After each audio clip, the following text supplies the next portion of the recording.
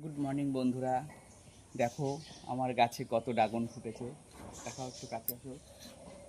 আজ এই ড্রাগন ফুলগুলো এখন সকালবেলা ছোঁয়াতে হবে, তাহলে ড্রাগন ফলগুলো বড় বড় হবে। সেটাই তোমাদের দেখাবো কীভাবে ছোঁয়াতে হয়। প্রথমে এই পরাগগুলো নিতে হবে। পরাগগুলো একটা কাঠি জায়গায় একটু সুতো দিয়ে পরাগগুলো নিয়ে এই পরাগগুলো এখানে দিতে হবে। এইভাবে ড্রাগনের ফল ছোঁয়াতে হবে।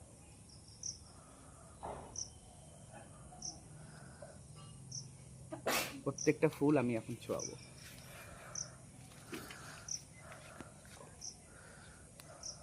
বন্ধ করে